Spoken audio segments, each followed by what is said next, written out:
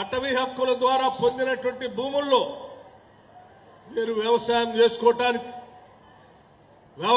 చేసుకోవటానికి కావలసిన కరెంటుని అందించడానికి ఇందిరా సౌర గిరి జల వికాసమని రాష్ట్ర ముఖ్యమంత్రి రేవంత్ రెడ్డి గారు నల్లమల డిక్లరేషన్ ని మహబూబ్నగర్ జిల్లా ఉమ్మడి జిల్లాలో నల్లమల ప్రాంతంలో అచ్చంపేట శాసనసభ నియోజకవర్గంలో దాదాపు 12,600 కోట్ల రూపాయలతో గిరిజన కుటుంబాల కోసం వ్యవసాయం చేసుకోవడానికి ఇందిరా సౌర గిరి జల వికాసాన్ని ఈరోజు పథకాన్ని ప్రవేశపెట్టి ముందుకు పోతా ఉన్నాం.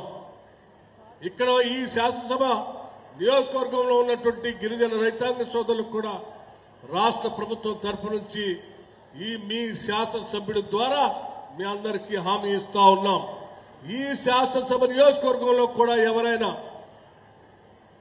పోడు భూముల చేత పట్టాలు పొందినటువంటి భూములకి సౌర జల వికాసం ద్వారా అభివృద్ధి చేసుకోవాలనుకుంటే వాళ్ళందరికీ పూర్తిగా సోలార్ పవర్ తో పాటు డ్రిప్ ఇరిగేషన్, స్ప్రింక్లర్స్ తో సహా, ప్లాంటేషన్ తో సహా ఇవ్వటానికి రాష్ట్ర ప్రభుత్వం సిద్ధంగా ఉందని ఈ సందర్భంగా మీ అందరికీ మనవి చేస్తా ఉన్నాం.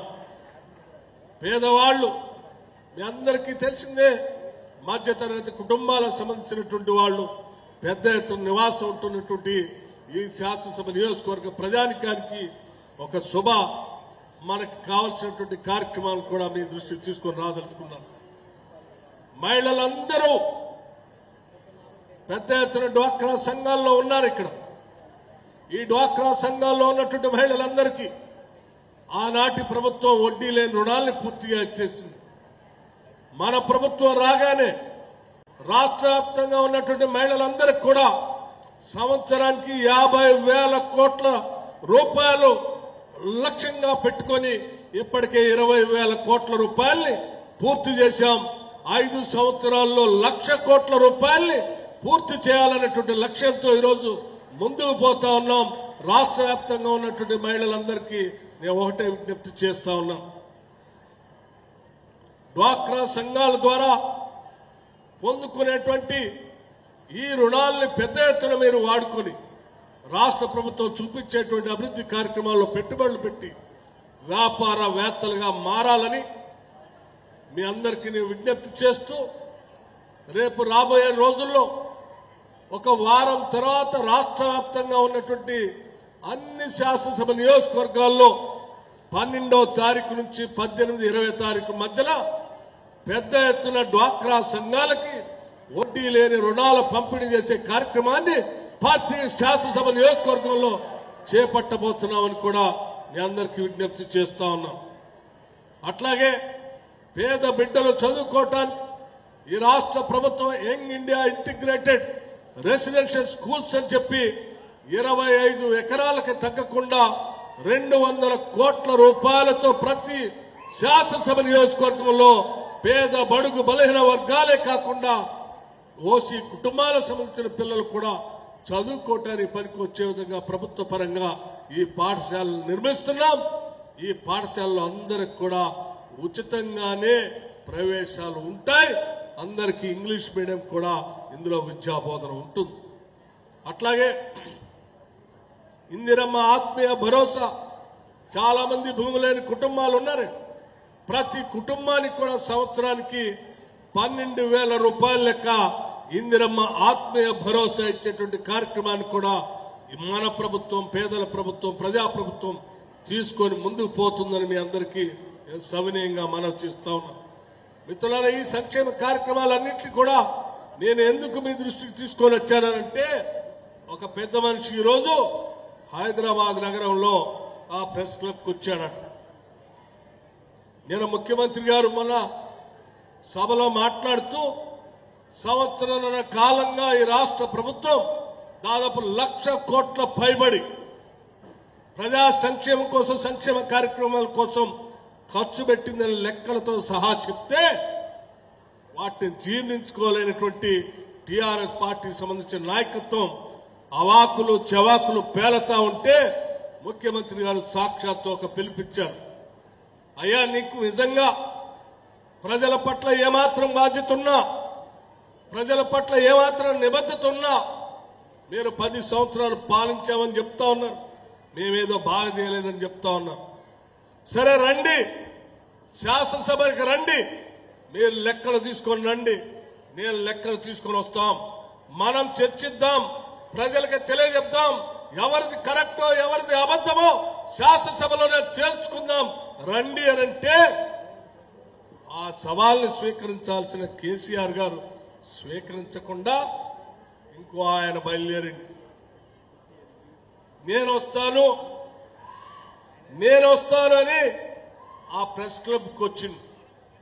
ముఖ్యమంత్రి గారు చెప్పింది ఏంది, మీకు అర్థమైంది ఏంది?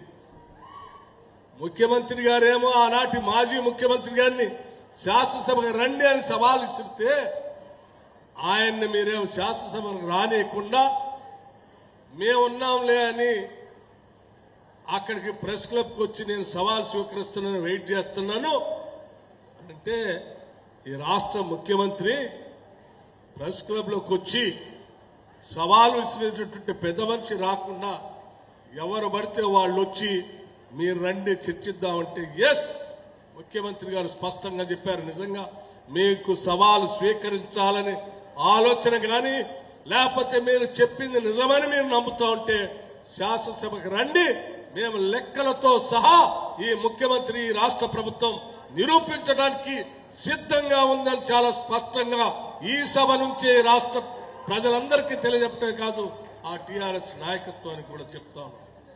ఆయన మాట్లాడుతూ ఉన్నాడు. ఇప్పుడే నేను కొన్ని చూశాను.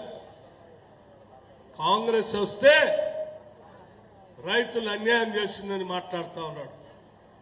ఏమయ్యా, ఈ రాష్ట్రంలో ఉన్న రైతులందరికీ కేవలం 9 రోజుల్లో 9,000 కోట్ల రూపాయలు వేయటం అన్యాయం చేయటమా అని నేను అడుగుతా ఉన్నా. మీరు 1,00,000 రూపాయలు రుణమాఫీ చేస్తా అని మొదటి దఫా కానీ రెండో దఫా కానీ ఏమీ చేయకుండా ఎత్తేసి చేస్తే కూడా ఒకసారి 4 దఫాలుగా 25 వేస్తే మీరేసింది వడ్డీకే సరిపోయింది, అసలు తీరలేదు. ఆ 1,00,000 అట్లాగే ఉండిపోయింది. 1,00,000 రూపాయలు కూడా రుణమాఫీ చేయలేనటువంటి మీరు మేము రాగానే 2,00,000 రూపాయలు రుణమాఫీ కేవలం 3 నెలల్లో రైతుల అకౌంట్లో వేయటం అన్యాయమా? రైతులు పండించిన పంటకి మద్దతు ధర ఇవ్వటమే కాదు, వరి ధాన్యం పండిస్తే ఆ పండించిన సన్న ఒడ్లకి క్వింటాకి 500 రూపాయలు అదనంగా బోనస్ ఇవ్వటం అన్యాయమా అని నేను అడుగుతా ఉన్నా. ఈ రాష్ట్రంలో ఉన్న 29 లక్షల మంది వ్యవసాయ పంపు సెట్లకి ఉచితంగా కరెంటునిస్తూ 1 నిమిషం కూడా కరెంటు కట్టు కాకుండా కరెంటు ఇవ్వటం పొరపాట? రైతులందరికీ ఇన్సూరెన్స్ చేయటం పొరపాట? రైతుల కోసం నిత్యం ఆలోచన చేస్తూ వాళ్ళు ఏది కోరితే అది చేయడానికి రాష్ట్ర ప్రభుత్వం సిద్ధంగా ఉందని చెప్పి దాదాపు 70,000 కోట్ల రూపాయల్ని కేవలం ఈ సంవత్సరాల కాలంలో రైతాంగ సోదరుల కోసం ఈ రాష్ట్ర ప్రభుత్వం ఖర్చు పెట్టింది. ఇది నేరుగా రాష్ట్ర ప్రభుత్వ బ్యాంక్ అకౌంట్ నుంచి వారి అకౌంట్లోకి వెళ్ళింది.